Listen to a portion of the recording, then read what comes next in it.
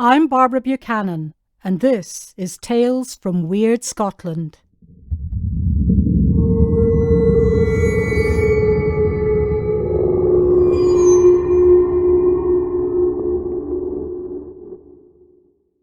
The Point, a story for a winter's night.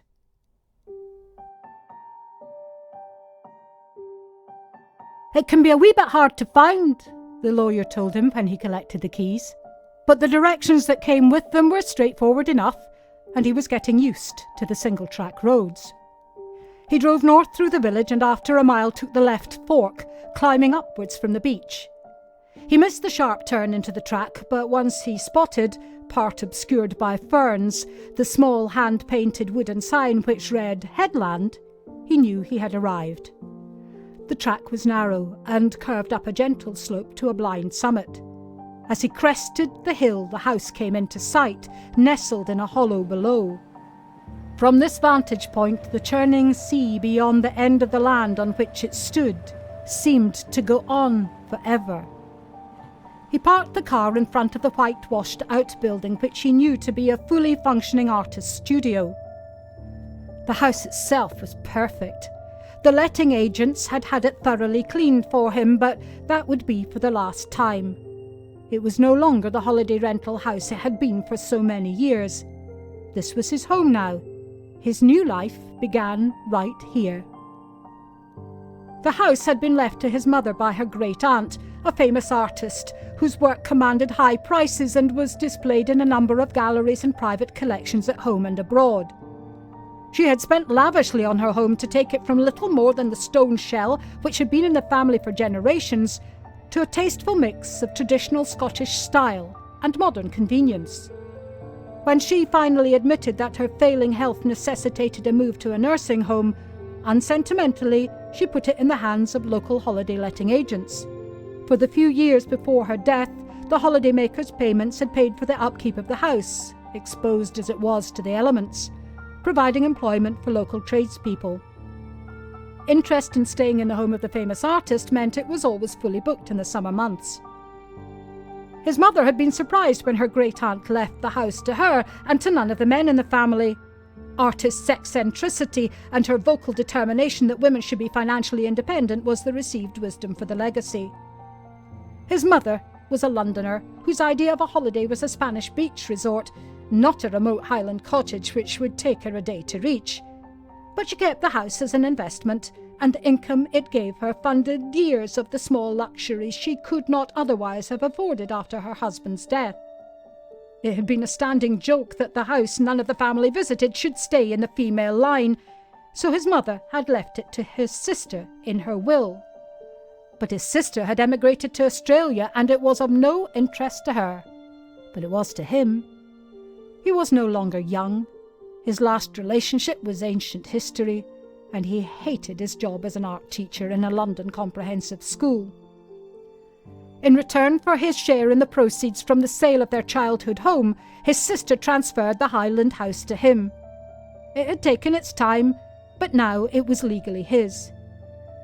He had only viewed the property online and seen it in documentaries about his famous relative, but the more he explored the house and the rock-strewn, heather-covered land around it, the more certain he was he had made the right decision. He could paint here. This was a special place. The land on the seaward side of the house narrowed, and just before the sheer rocky drop to the beach was a stone cairn, topped with what he had been told was a small light. Not that small, he thought. It neared 8 feet in height. He could see that the light would be visible some way offshore and from the village, which hugged the curved beach a mile distant to the south. The lawyer had impressed upon him that it was a condition of the ownership of the property that the light would be lit in the hours of darkness, as it had been for over 150 years. Not this light, of course, this was recent, installed by the famous artist and linked to the electricity supply and a timer by a shallow buried cable. But a light of some sort, to guide the fishing boats to the village harbour and keep them from the jagged rocks beyond the bay. Though modern navigation systems made its purpose redundant, the villagers would not take kindly to it being extinguished. He had no problem in obliging them in this tradition. After all, it more or less looked after itself. In the following weeks he came to love the rugged landscape and the ever-changing sea. It inspired him. He was painting with energy and passion for the first time in years. He had a settled routine, a brisk walk down the footpath to the beach and along it to the village shop first thing for daily essentials and a blether. Then back to the studio to paint before the daylight faded, as it did ever earlier each day towards the winter solstice. He did not have the beach to himself that morning. The little dog ran out of the dense sea mist and circled him, yapping excitedly. The woman in a yellow rain jacket and fisherman's wellies wasn't far behind. He didn't recognise her, but she knew who he was. No surprise. He had discovered there was no anonymity in this part of the world. She had an open, friendly face, a mop of unruly black hair and a distinct Glasgow accent. She was, she said, a history doctorate student researching local fishing families as part of a larger university project on the Highland clearances. She was staying in a caravan on one of the nearby crofts until the new year to experience the annual Christmas and Hogmanay festivities. His great-great-aunt was one of her favourite artists. Would he mind if she came to visit her studio? Of course he wouldn't mind, and bring the dog, why not? He had taken to them both. Was it a date or just a visit? He couldn't tell. He didn't mind, but he was looking forward to seeing her again. She knocked on the door just after 6 o'clock, and he made them both coffee before they crossed to the studio. He explained how his relative had worked, her methods and inspirations. As she listened, she closely examined the completed canvases he had stacked against the wall. She was impressed. He had truly captured the raw beauty of the Point. When he looked bemused, she said that headland had originally been called the Point because the land seemed to point out to the sea. The name had been changed by his relative. Her research was going well. The Kirk Minister's Journal from the 1860s had been a real find, hidden away in the old Kirk record for years, gathering dust. Did he know the story of the first of his family to live here? No. Would he like to? Yes, please. She sat down in one of 2 wicker chairs and the dog jumped onto her lap. As she spoke, he picked up his sketch pad and began to draw. The first of his family to own the Point was the godson of the local absentee landlord who owned the whole estate. The lad had gone off the rails as a student in Edinburgh, too fond of the Uskabeha, the water of life, the good Scotch whisky. His godfather wanted to get him away from the temptations of the city, give him a fresh start, so he gave him the job of land agent. The godson had responsibility for collecting the rents from the tenants in the village and tending to any related matters. In return, he received a small stipend, and the land and stone-built cottage in the Point was legally transferred to him. All this on condition he ensured that the light, which the landlord had built on the edge of the Point some time before, was always lit in the hours of darkness. The landlord had made a solemn promise to the villagers that it would be lit to guide the fishing boats which set out to sea, even in the harshest conditions of winter. He'd a demand to do it, but now he passed this responsibility to his godson. It would all be the making of him. But his godson was not responsible. Not at all. Before long he was spending too much time in the village tavern, and the light was often left unlit. It was unlit on that Christmas Eve, the night of the great storm. For want of the light, a fishing boat was dashed onto the rocks beyond the bay, the crew of 4 lost in the angry waters, their bodies swept out to sea. He had the sense to keep to the house. He would not be welcome in the village. On the first day of the new year, 4 widows and the fatherless children made their way along the beach through a freezing sea fog to the house. He did not see or hear them approach until their faces appeared at the window. Shocked, but fortified with whisky, he demanded to know why they had come. "Our men are lost. We have no money to live and feed our children. You can, in recompense for the want of the light, give us work, set aside our rents." He was astounded by their audacity. He would, he said, do one thing only. He would employ one of them as his housekeeper. He looked at the 4 in turn. He did not know their names, nor did he care. 1 was old and bent in stature. 2 had children clinging to their skirts. The 4th was young, dark-haired and comely. She stared at her feet. She would do. He raised his arm and pointed at her. No respect, none at all. A good man would have chosen a woman with children to feed or found work for all 4, but he was not a good man. Within weeks, the young widow with no children who had become his housekeeper was carrying his child, not of her will. She sought solace of the other widows, and together they went to the kirk minister. And the kirk minister, who cared for his flock, helped her. She needed to leave before her shame was known to the whole village. He found her domestic work at the home of his friends in Glasgow. They had sympathy for her plight, and when her time came, would take her baby to raise as their own. She would be her own child's nursemaid. She could ask for no more, although leaving her home was a sore wrench. The cart taking her and her few belongings from the village departed into the unquiet night as an early spring storm blew in. When the cart was out of sight, the last 3 widows made their way along the beach to the house through the howling gale. The light was not lit. "She's gone," they told him. "Should I care?" he said. "Now which one of you will take her place?" The old woman stepped forward. She raised her arm and pointed at him. "In memory of our men who died, we curse you and the men of your family who follow after you to the end of time. If the light is not lit by any such man, he will not see the next day dawn, and this is our solemn vow." His laughter was borne away in the wind. He did not understand the power of her words.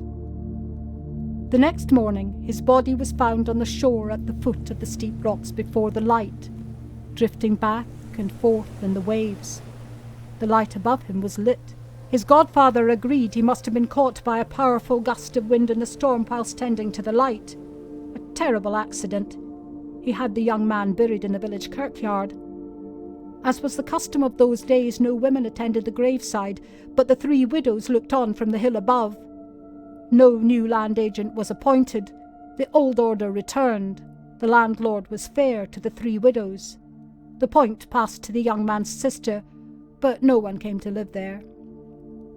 All this was recorded in the minister's journal, the widows having told him of their visit to the point and asked God's forgiveness for the laying of the curse. There was no mention of how the young man met his end. "All quite fascinating, don't you think? You'll need to mind that curse," she said, her expression mock serious. "Just as well the light's electric and on a timer now," he replied. They both laughed. She had a little more to tell him. The point remained unoccupied for decades. The house became uninhabitable. The villagers tended the light. Then one day, the famous artist, its new owner, arrived to view her inheritance. She would put down roots here. The place inspired her. She stayed at the manse for a time as a guest of the minister, and his wife showed her the old journal. Even for the times in which he lived, she found the actions of her ancestor despicable. She determined to make restitution in any way she could. She hired local tradesmen to renovate and extend the house and built her art studio. Local craftsmen built bespoke furniture and artist easels under her direction. She chose a local woman as her housekeeper and paid her well. She had a new light installed and through the years upgraded it whenever a better system became available. It was never left unlit. And she changed the name of her property from the Point to Headland. She did not want to hear the word point again. It made her shudder. The extraordinary paintings she created in her new studio became collectively known as Headland Dreamings. It was rare for any artist, especially a woman, to be so highly thought of in her own lifetime, not just for her work, but for her character. "A fine woman," he said. "I wish I'd known her. I'm beginning to wonder if she left the house to my mother to keep the men of the family safe from the widow's curse." The student ran her hand through her hair. tilted her head and shrugged. Through the telling of the story, he had continued to sketch. She asked to see it. It was a remarkable likeness. He wondered if he might try to paint it as a portrait. She didn't know what to say. She stood up and placed the dog on the floor. "It's late. I must be going." And they said good night.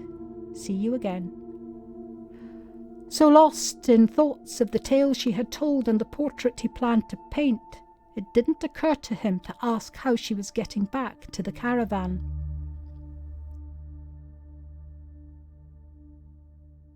It was Christmas Eve, and he would spend the evening at the village pub and eat his Christmas lunch there too the next day. But he was running low on wood for the log burner in the sitting room. He'd chop a few logs before he went out. He was beginning to get the hang of it, but was still a bit wayward with the axe.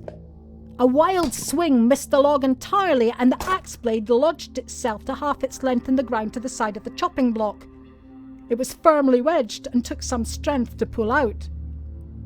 And then he saw the cable for the light in the hole. It was sheared halfway through.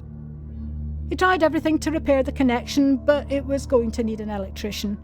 He'd have a word in the pub to see if anyone could come to fix it as soon as the holiday was past. He felt uncomfortable about leaving the light unlit, but had no alternative. As for the curse, all a load of hocus-pocus nonsense.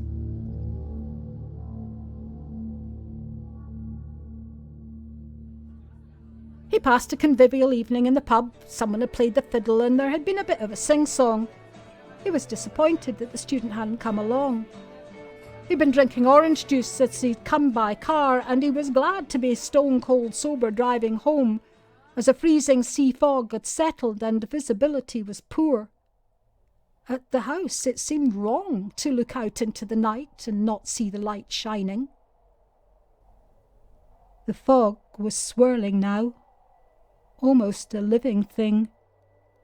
Dear God, was someone coming towards the window? The hair on the back of his neck stood on end. To his relief, he recognised the yellow rain jacket of the student. She knocked on the glass pane and beckoned him outside. It was only then that he knew that she was not alone. Behind her were 3 more women, present but somehow indistinct, their skirts long and heavy with moisture from the fog, plaid shawls covering their heads and hugged tight to their chests. He could not see their faces, just shifting fog. No, no, no, was all he could think. "I did try to warn you," she said, quite matter-of-fact. "I told you why the light must always be lit. I gave you a chance. That part of me wanted to save you, but this part cannot." What? He could hardly get the word out or take his eyes from the others. "You do see now, you do understand." And of course, he did.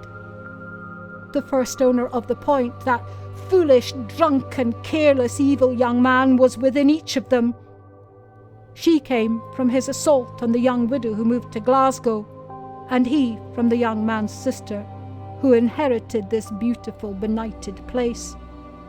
Family, he thought. He almost laughed. "I tried to fix the light." "I know you did, I know, but it doesn't matter. It makes no difference, none at all. It's done. It cannot be undone." And as she spoke, one of the women stepped forward into the light from the window and became solid, real, part of this world, though he knew she was of the next. He could see the planes of her face, her hollowed cheeks, the furrows of her forehead, the lines creased beside her eyes. It was an old face, quite striking in its way, quite beautiful. He would like to paint a portrait of such a face. He stood straight and looked deep into her hooded eyes. She raised her arm and pointed at him.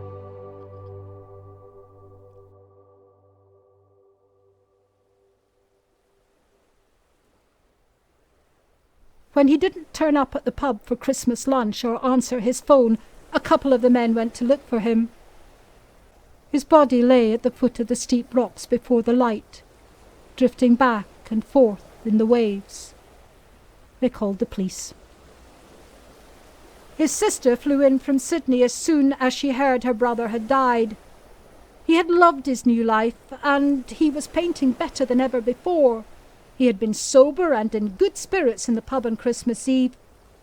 He must have decided to have one last try to get the light to work and lost his footing in the fog. It was judged an accidental death. No foul play suspected.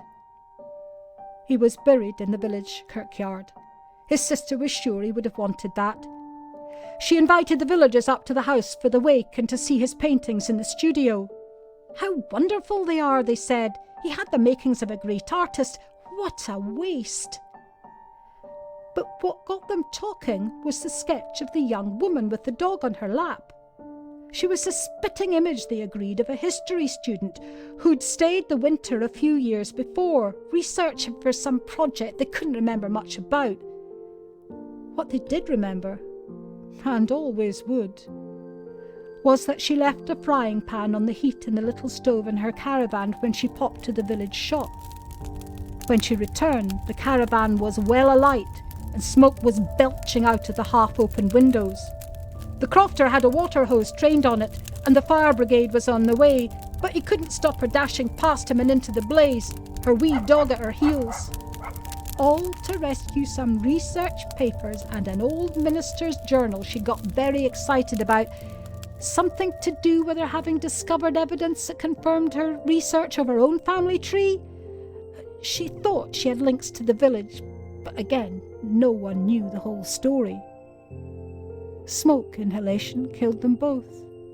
So very sad, and for no good reason.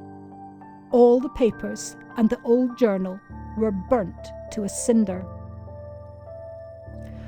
Who had modelled for the sketch was a mystery, but don't they say everyone has a doppelganger?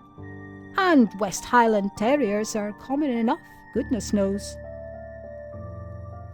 Strange how things work out, she thought, as she settled into her seat on the flight back to Sydney. She once again owned the house she had transferred to her brother. She had put it back in the hands of the letting agents to rent to holidaymakers until she decided what to do with it.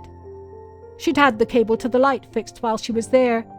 It had taken the electrician no time at all to get it up and running again.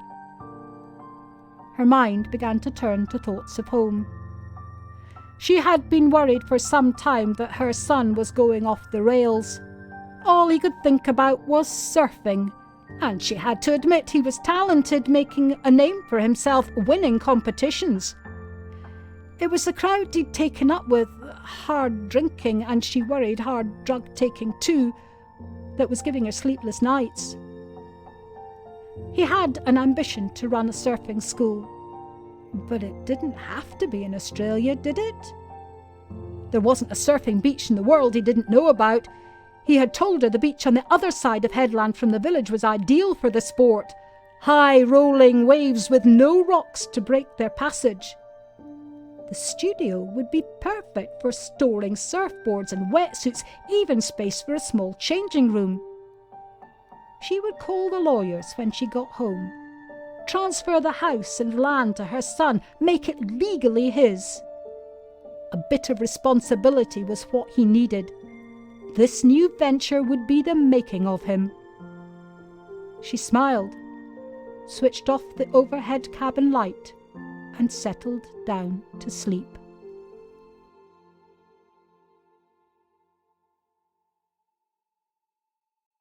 That was The Point, a story written and told by Barbara Buchanan.